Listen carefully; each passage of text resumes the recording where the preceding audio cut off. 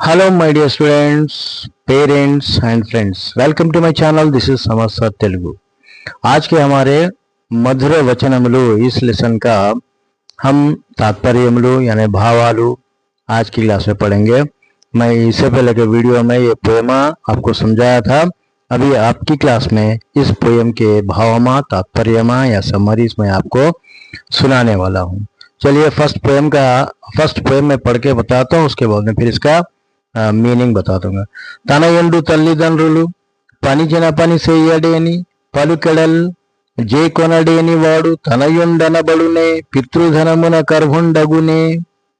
ये नन्नया से लिखा गया ये पोयम था. ये इस पोयम में इसका मतलब ये है कि తల్లిదండ్రులు చేయమన్న పనిని చేయని కొడుకు, यानी पेरेंट्स माँ बाप जो काम करने के लिए बोलेंगे, ये काम करो बोल के बोलेंगे, अगर वो लड़का उस काम को अगर नहीं करा, తల్లిదండ్రుల మాటలను వినకుండా ఉండే కొడుకు, తల్లిదండ్రుల మాటలు यानी माँ बाप की बात नहीं सुनने वाला औलाद, माँ बाप की बात नहीं सुनने वाला बेटा కొడుకు అని అనబడతాడా?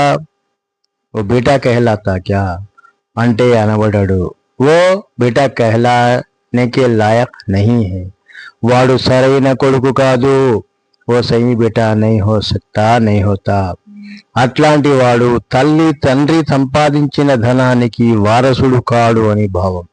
तो ऐसी औलाद, वो जो माँ बाप की जो दौलत है, माँ बाप की जो कमाई है, उस कमाई का वारिस नहीं बन सकता, हकदार नहीं बन सकता. बोल के यहाँ पर इस तरीके का मतलब ये नन्नया समझा रहा.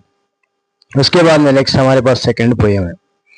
ఓరులేనియనర్చిన నరవరయ్య ప్రియము తన మనంబున కగుదా నరులగున విషయకునికి పరాయణము పరమధర్మ పథములకెల్లన్.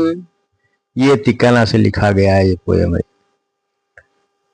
ఇతరులు ఏ పనులు చేస్తే తన మనసుకు కష్టంగా కుండా, इतरुలు ये పనులు చేస్తే दूसरे लोग जो काम करते हैं तो वो काम తన మనసుకు ఇష్టంగా కాకుండా కష్టంగా ఉంటుందో, పసందీ से नहीं बल्कि तकलीफ से अगर रहे तो తాను ఇతరుల పట్ల ఆయా పనులు చేయకుండా ఉండాలి. जैसा कोसा भी काम अगर हम करेंगे तो अपने पसंद नहीं रहते पर भी इन्हें सामने वालों को तकलीफ देने वाली अगर चीज अगर है, जैसा अपने को तकलीफ होती है, उसी तरीके से तानु इतरुల పట్ల ఆయా పనులు చేయకుండా ఉండాలి. दूसरों के साथ भी हम वैसे कामा नहीं करनी चाहिए. అలా వారిని కష్టపెట్టకుండా ఉండడమే సరైన ధర్మం. तो दूसरों को तकलीफ देने वाली जो काम हमको जो पसंद नहीं आता, जो काम हमको तकलीफ देने वाला रहता, सेम चीजें सामने वालों के साथ भी अगर हम इसी तरीके से करेंगे, उनको तकलीफ देने वाले काम अगर हम नहीं करके रहना ही सरीन धर्ममो, सही जस्टिस है. तो इस तरीके से नेक्स्ट उसके बाद में क्षमयो न हिंसयु सत्यमो సమతయో నింద్రియ జయంబు శమము భరిత్యాగమును దపో లక్షణములు గ్రమమున నన్నియును నూర్భగతి कारणमुल. ये रना से लिखा गया पोयम है.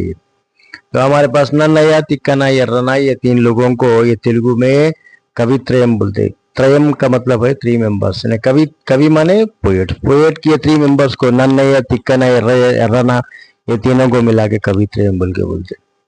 तो अब ये पोयम में ఇతరులను క్షమించుట, दूसरों को माफ कर देना, హింస చేయకుండా ఉండుట, किसी को तकलीफ नहीं देना है, సత్యము పలుకుట, हमेशा सच बोलना है, అందరి పట్ల సమభావన కలిగి ఉండుట, सबके साथ बराबरी के साथ रहना, बराबर रहना है, ఇంద్రియ నిగ్రహము కలిగి ఉండుట, इंद्रिय निग्रह కలిగి ఉండుట, अपने ख्वाहिश नफ्स को में काबू में रख लेने वाला, मनोनिग्रहम तो ఉండుట, सेल्फ कॉन्फिडेंट के साथ रहने वाला, త్యాగము చేయుట, ఖైర్ ఖైరాత్ करने वाला అనేవి తపస్సు చేసే వాడికి ఉండాల్సిన లక్షణాలు ఇవి.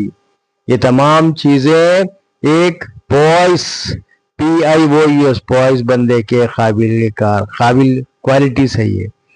ఇవి క్రమంగా అలవాటైతే దేవునిలో లీనమయ్యేటట్లు చేస్తాయి. अगर ये तमाम चीजें यानी किसी को माफ करना, किसी को तकलीफ दे देना, हमेशा सच बोलना, सबके साथ बराबर प्यार मोहब्बत से रहना, अपने ख्वाहिश नफ्स पे काबू पा लेना, सेल्फ कॉन्फिडेंस के साथ रहना और हमेशा सैक्रिफाइस करने की नीयत, अगर ये तमाम चीजें अगर है तो अल्लाह ताला के करीब बंदों में शामिल होने वाला मोक्ष गति की कारणालु అవుతాయని तात्पर्य.